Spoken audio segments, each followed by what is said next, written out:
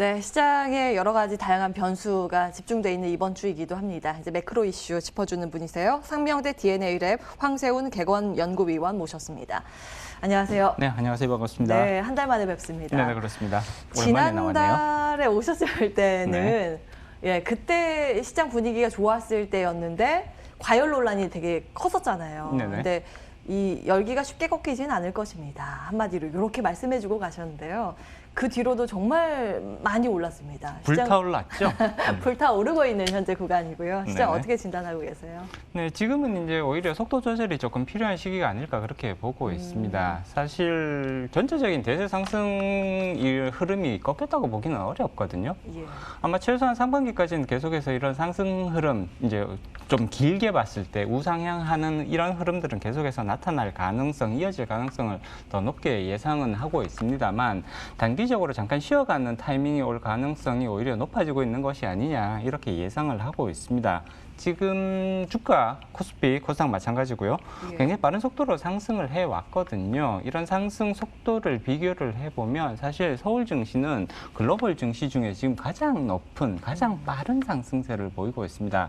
유동성 효과만으로는 설명하기가 조금 어려운 그런 그 정도의 빠른 속도다. 그리고 이 정도의 주가 상승 속도는 장기적으로 지속되기가 조금 부담스러울 정도로 빠른 속도라고 볼 수 있는 거거든요. 그렇기 때문에 어느 정도의 속도 조절은 필요한 시점. 그렇기 때문에 약간의 상승 추세가 꺾이는 수준은 아니겠습니다만 일시적으로 조정이 올 가능성은 오히려 커지고 있는 것이 아니냐 이렇게 예상을 해볼 수가 있겠죠. 따라서 투자자분들도 지나치게 낙관적인 전망보다는 전체적으로 장기적으로 길게 봤을 때는 이러한 우상향 흐름이 계속해서 이어질 수 있다라는 점은 감안을 하시되 단기적으로는 조정이 찾아올 가능성을 충분히 염두에 두실 필요성이 있지 않을까.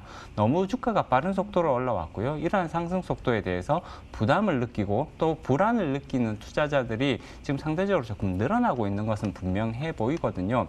이러한 것들이 지표, 데이터로도 어느 정도는 확인이 되고 있기 때문에 약간은 조금 속도 조절 차원에서 이러한 흐름들을 다시 한번 재평가해 보려는 그런 시도들이 조금 필요한 타이밍이 아닌가 싶습니다. 예, 두 가지가 궁금한데요.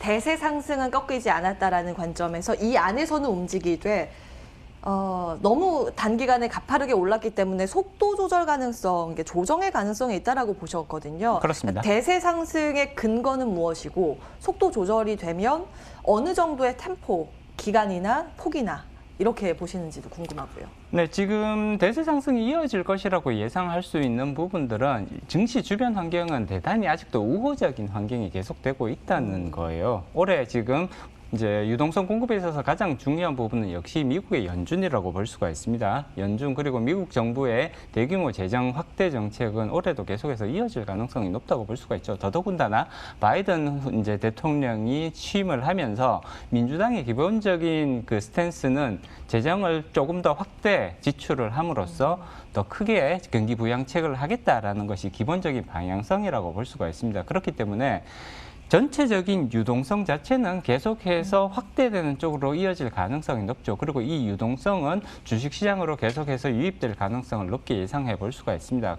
그리고 국내에서 부동산 정책이 갑작스럽게 그 방향성이 바뀔 가능성도 거의 없어 보이거든요. 이러한 점, 그리고 코로나19에 대한 백신 접종이 계속해서 확대되고 있다는 점, 계속해서 경기 회복에 대한 기대감을 높이는 부분이거든요. 이러한 종합적인 증시 주변 환경을 감안을 해봤을 때 증시의 상승 흐름은 계속해서 이어질 가능성이 높다고 볼 수가 있습니다. 다만 그럼에도 불구하고 단기적으로 조정이 나타날 수 있다. 이러한 부분에 유의할 필요가 있다고 말씀드리는 것은 지금 증시 상승 속도는 대단히 빠르다는 거예요. 우리나라 증시 상승 속도와 해외 증시의 상승 속도를 비교를 해보면 상당히 격차가 벌어질 만큼 빠른 흐름이라고 볼 수가 있습니다.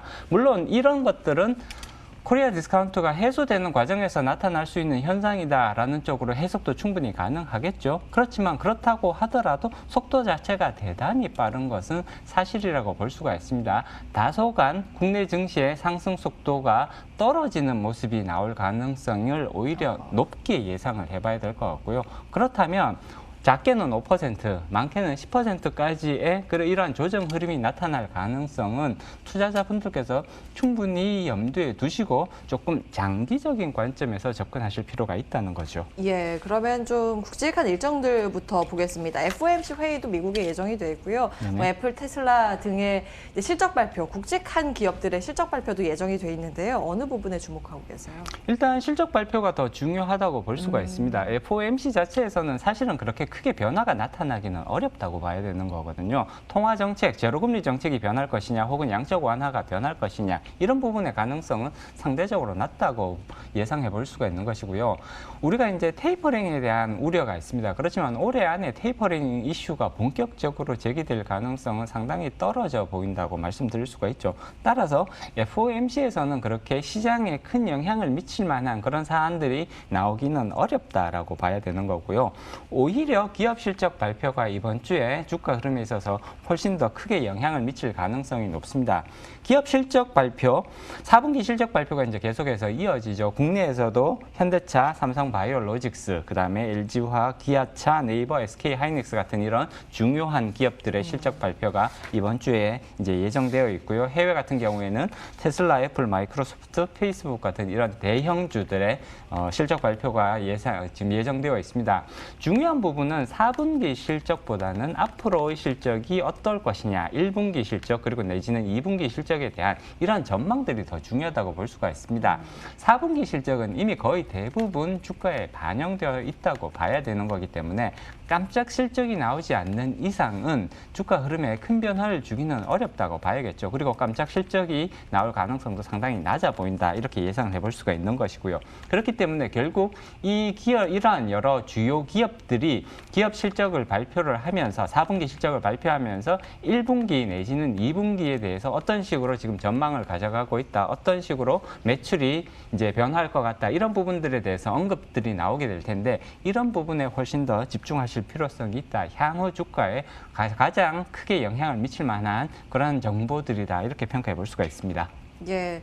지금 시장에서 또 불확실성으로 공매도가 크게 주목을 받고 있어서요. 투자자 관점에서는 이게 뭐 옳고 그름을 따지기보다는 가능성과 영향력을 짚어봐야 되는 거니까요. 그렇습니다. 공매도 재개 가능성 그리고 시장의 영향력도 체크해 주세요.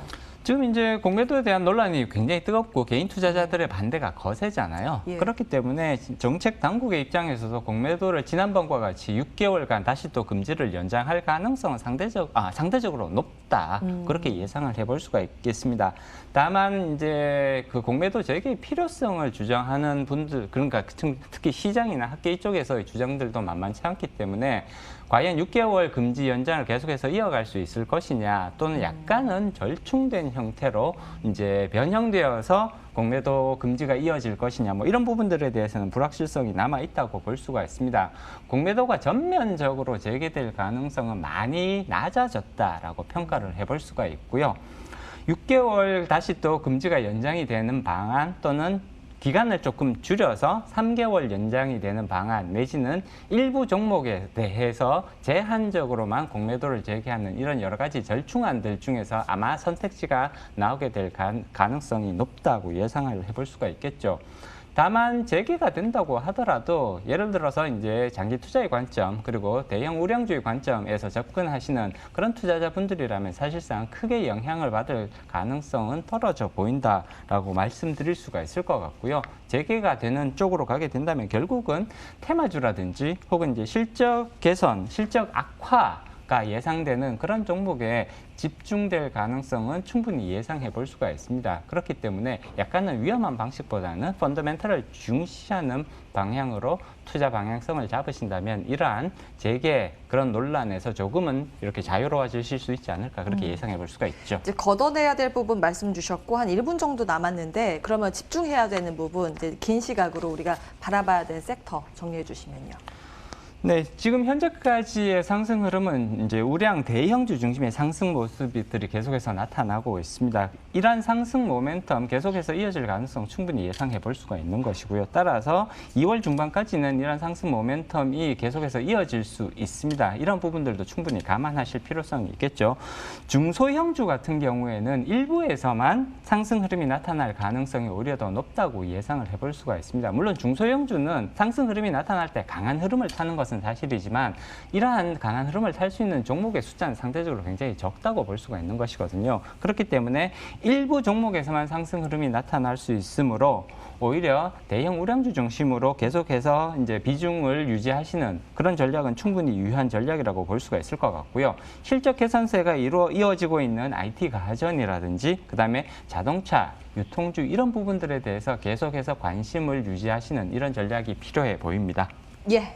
여기까지 상명대 DNA랩 황세훈 객원 연구위원과 함께했고요. 출발마켓도 후반부도 여기에서 마무리하겠습니다. 함께해 주신 여러분 고맙습니다.